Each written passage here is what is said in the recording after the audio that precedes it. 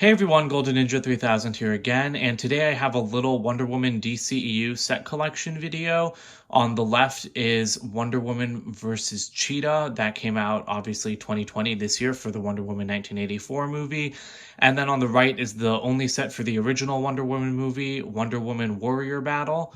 So I'm going to take a brief look at each set together and then just kind of compare them. Alright, so I already did an official review of this set, so I'm not going to spend very much time on it. As you can see, it's just a bunker from the new movie. We don't know what's going on here. You can turn the satellite dish using this knob at the back. Around the back, there's a small interior. There's a section to have Wonder Woman flying off to the side in her new armor. And then this part moves in and out. And then, of course, there are three minifigures, Cheetah, Maxwell Lord, and Wonder Woman in her Golden Eagle armor. And if you want a more in-depth look at this set, just check out my review. But now we're going to move on to the original set.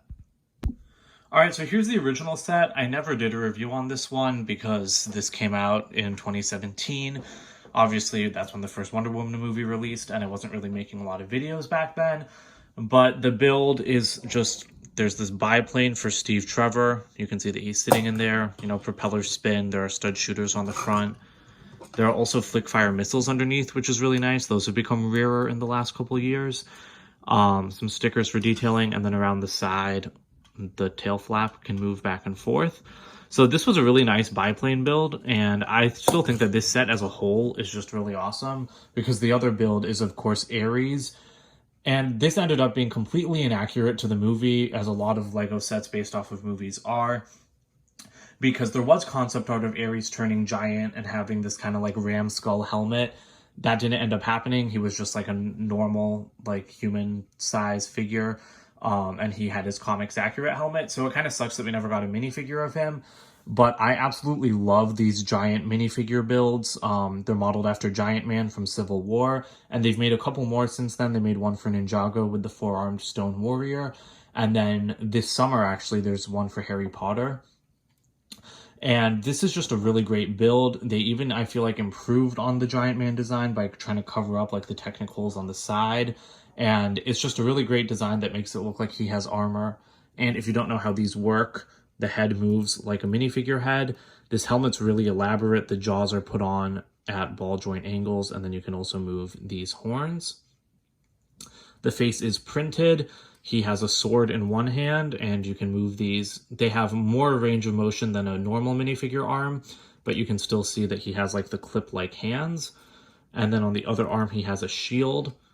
And so you can just kind of turn that around to, you know, get like some more blocking positions in. It's kind of harder to use the shield, but it's still easier than like with minifigures.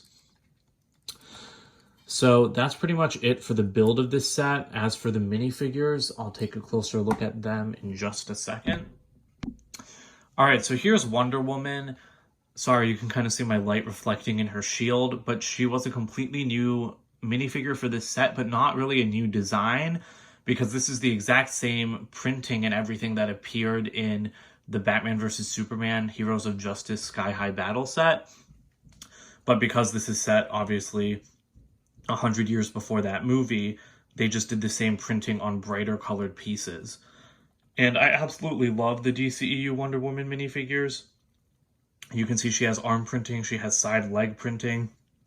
They aren't dual molded. She had a new face. This was a new hairpiece for her in 2016, and that shield printing is awesome.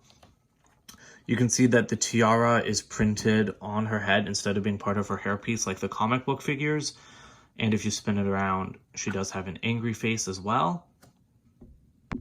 And if you notice the accessories in the background, two of those are for Wonder Woman to disguise herself like she did at the party in the movie, which I think that this is just a really, really nice inclusion on LEGO's part, because it's just two pieces for them, a cape and a hood. But, you know, it's straight out of the movie, and it's just a really nice thing to include, to have her in a little disguise. I always love when they include extra hair pieces and stuff. You can see they also have a helmet for Steve Trevor, so you can swap between that and his hairpiece. And again, it barely costs them anything, but I think it really, like, enhances the experience of the set when you can do different things like this with the minifigures. All right, so here's Steve Trevor. He had a new torso, but reused Captain America's unmasked head print from the previous year's Civil War sets, which is kind of funny because, you know, they're both played by different Hollywood Chris's. But the torso had really nice detailing. I didn't love the face because I didn't think it worked too well for him, but the hairpiece is really nice as well. And just like with Wonder Woman, he does come with an extra accessory, so you can put this helmet on him. And of course it has the flip-up goggles, so that's a really nice look as well. And this is the only Steve Trevor minifigure they've ever made because they did not make a new one for Wonder Woman 1984. Sorry, went out of focus there. But yeah, that's pretty much it for this minifigure.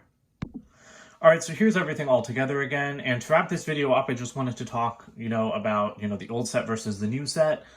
I love that LEGO has started doing one small set for each, like, DCEU and each MCU movie, where they warrant it, of course. Like, Birds of Prey and the Suicide Squad for DC will probably never get sets because they're so much more violent and adult skewing than other movies.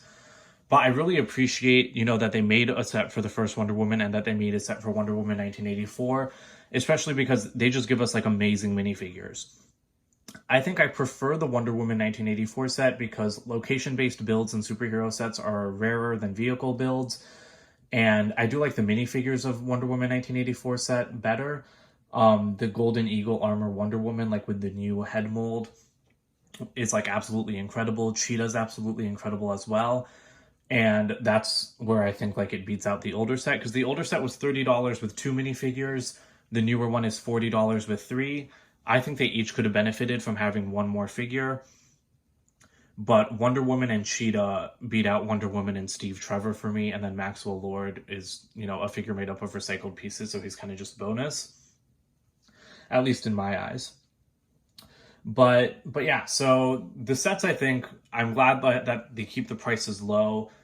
I do think that the build of the older set, even though I like the new one better, like the biplane in the older set is an incredible build. It's the best, you know, like small figure scale biplane that LEGO's ever done, I think. And Ares could not be any better. Like, I know it's completely inaccurate to the movie, but I don't have like any issue with that because the build is so awesome. Like, it would be nice to see a DCEU Ares minifigure, but I don't feel the need for that when there's such an amazing build of this giant Ares, even though we never saw it in the movie. I think LEGO knocked it out of the park on both of these builds, to be honest. Like I said, the newer one I just like better because it's a location and, you know, all of the budget goes into one build instead of, you know, 2 separate builds, which isn't really a flaw, but it just means that, you know, you get like one bigger, like denser thing. But yeah, so that's it for this video. I just wanted to show these sets together. You know, they're both the only sets made for the Wonder Woman movies from the DCEU. And that's it for today. So please comment, like, and subscribe, and I'll see you guys later. Bye.